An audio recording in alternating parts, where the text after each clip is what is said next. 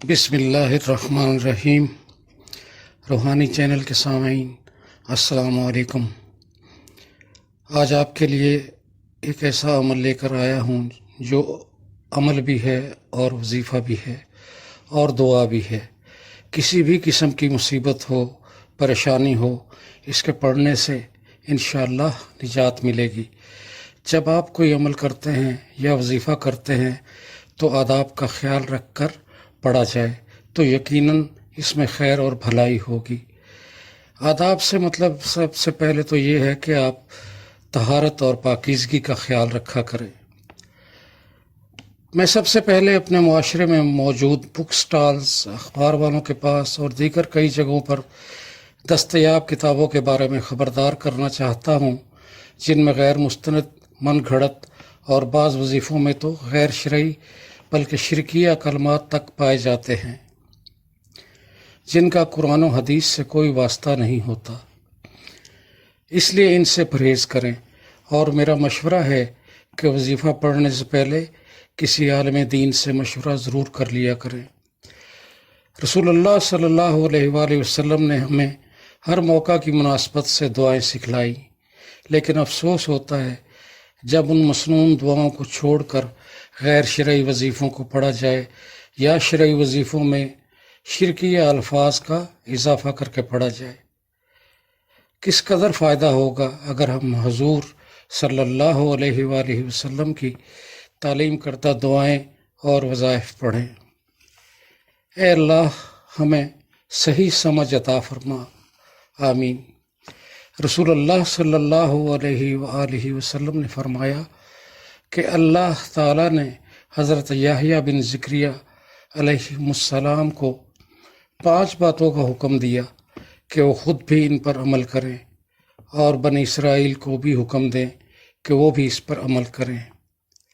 راوی نے پوری حدیث بیان کی ہے، یہاں تک کہ حضرت یحییٰ علیہ السلام نے کہا، اے میری قوم، میں تمہیں حکم دیتا ہوں کہ تم کثرت سے اللہ کا ذکر کیا کرو، اس لیے کہ ذکر کرنے والے کی مثال اس شخص کی سی ہے جس کے تعاقب میں دشمن انتہائی تیز رفتاری کے ساتھ نکلا ہو اور وہ شخص بھاگتے بھاگتے ایک محفوظ قلعے میں پہنچ گیا ہو اور اس میں پناہ گزین ہو کر دشمن سے اپنی جان بچا لی ہو۔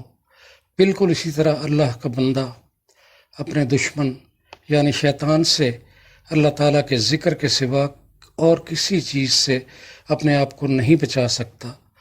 رسول اللہ صلی اللہ علیہ وآلہ وسلم نے فرمایا کہ اللہ کی قسم، دنیا میں کچھ لوگ نرم و گداز بستروں پر لیٹ کر بھی سونے کی بجائے اللہ تعالیٰ کا ذکر کیا کرتے ہیں، انہیں اللہ تعالیٰ جنت کے اعلیٰ درجات میں داخل فرمائے گا۔ سامعین، میں اپنی ہر ویڈیو میں عرض کرتا ہوں کہ اپنی زبانوں کو اللہ کے ذکر سے تر رکھا کریں۔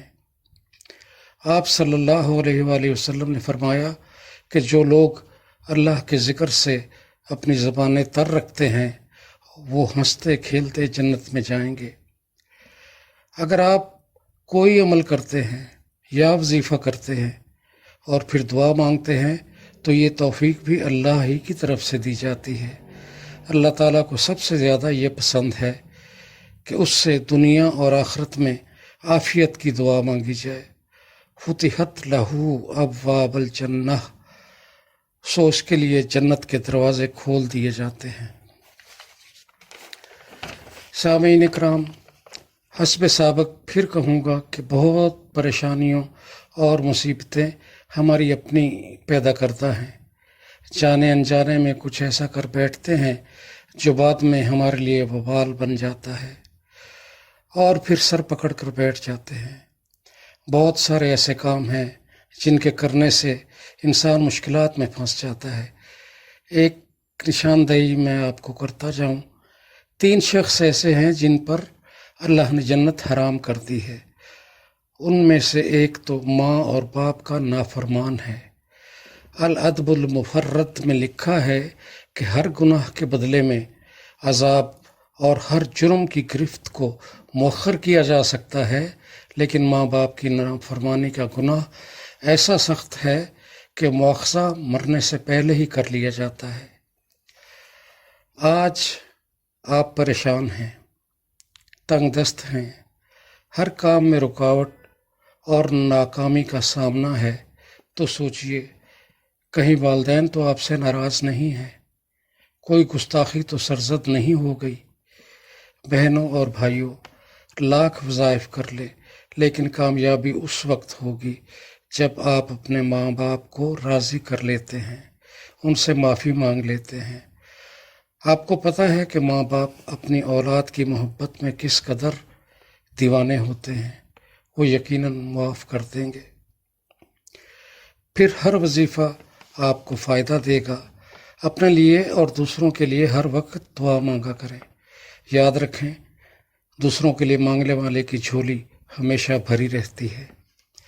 یا اللہ پاک سب لوگوں کی مشکلات آسان کر دے اور مجھے وہ چیزیں عطا کر دے اور ہمیں وہ چیزیں عطا کر دے جس کی ہم نے تجھ سے امید لگائی ہوئی ہے۔ یا اللہ، تجھے تیری خدائی کا واسطہ، تجھے تیرے رحمان ہونے کا واسطہ، تجھے تیرے رحیم ہونے کا واسطہ، تجھے تیرے غفور ہونے کا واسطہ ہماری دعا پہ کن کہتے۔ اے اللہ، اگر ہماری کسی غلطی کی وجہ سے دعا قبول نہیں ہو رہی تو ہماری ان غلطیوں کو معاف کر دے۔ پورے شوق، خشوع و خضوع اور یقین کے ساتھ دعا مانگا کریں اور ان سب لوگوں کو معاف کر کے آگے بڑھ جایا کریں جنہوں نے آپ کا دل دکھایا، تہمت لگائی، برا بھلا کہا اور آپ کو ناحق پریشان کیا۔ یقین جانیں، آپ کا رب کچھ نہیں بھولتا۔ وہ جب حساب برابر کرتا ہے تو ناانصافی نہیں کرتا۔ اور آپ ہمیشہ ان لوگوں کا چناؤ کیا کریں جن کو عزت دینے پہ وہ خود سے بڑھ کر آپ کو عزت دیں۔ یہی بہترین لوگوں کی نشانی ہے۔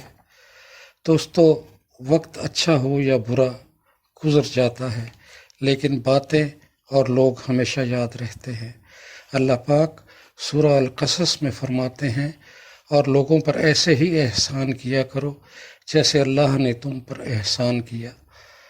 معاف کر دیا کریں، درگزر کیا کریں۔ سامعین، روحانی چینل میں نئے آنے والوں سے گزارش ہے کہ وہ چینل کو سبسکرائب اور لائک کریں۔ وظیفہ بتانے سے پہلے ایک آخری بات، کبھی جو زندگی میں تھک جاؤ تو کسی کو کانوں کان خبر نہ ہونے دو۔ اپنے رب کے حضور سب بیان کرنا۔ ٹوٹے دل اور آنسوں کی قدر صرف رب کے ہاں ہے، باقی تو سب تماشائی ہیں۔ آئیے آپ کو میں وظیفہ بتا دوں۔ یہ وظیفہ بھی ہے اور دعا بھی ہے۔ اول و آخر درود شریف پڑھیے۔ حضرت عمر فاروق رضی اللہ تعالیٰ عنہ کا کہنا ہے، فرمانا ہے کہ جس دعا کے آگے پیچھے درود شریف نہ ہو وہ دعا زمین اور آسمان کے درمیان معلق رہتی ہے۔ اب آئیے میں آپ کو وظیفہ بتا دوں۔ بسم اللہ الرحمن الرحیم۔ ربی انی مغلوب فانتصر۔